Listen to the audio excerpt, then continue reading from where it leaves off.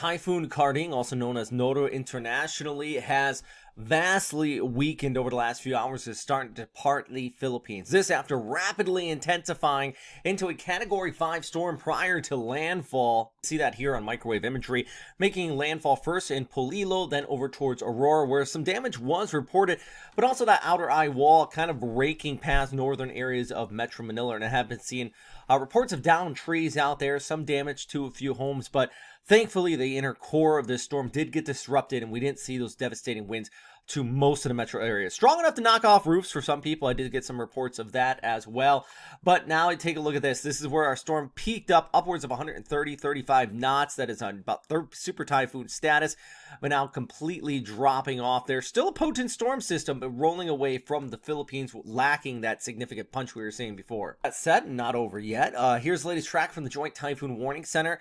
Peaking right now at 90 knots, goes to 110 knots. Do expect it to continue to weaken before re-intensifying prior to making landfall into Vietnam. And since the disruption of that inner core really has taken place over the Philippines, Vietnam's impacts are going to be likely a lot more widespread, and mainly being rainfall being the big issue. For the Philippines, though, the storm is going to continue to pull away. Some of that banding is going to continue to linger around, but not seeing like significant trailing hidden behind us. A lot of dry air. So a lot of people are comparing this to Ondoy just a few years ago. I'm not expecting that trailing on the backside of this like we saw with Ondoy. Actually, a lot of dry air filtering in. And just the inner core of the storm, very, very tight. So the max of the winds and that heaviest of the rainfall only concentrated in a small area. And one of the reasons why some of you missed out on the worst of the storm, and other people did say that they had some damage to their homes. Anyways, yeah, it's been a busy few days out here in the Western Pacific. I can't lie. This storm, the track of it was definitely a rough one to deal with, especially as it edged further towards the south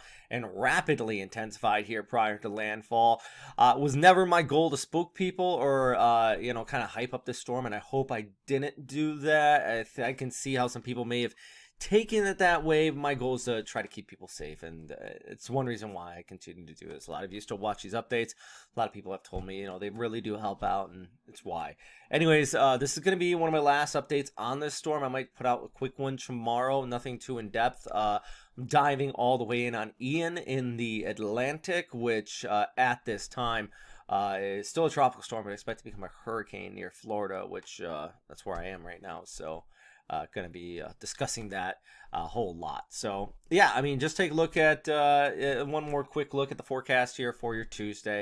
A little bit of that flyover, still some scattered showers possible, but overall you're just seeing basically trailing cloudy conditions, passing precip, but not significant banding on the backside of this storm system. Stay safe out there, guys. As always, thanks for watching, and thanks for, as always, for supporting the channel, especially everybody on Patreon, but those of you who just hit like and subscribe and all that good stuff. Hope we helped out. Hope everybody's okay and everybody's safe after the storm.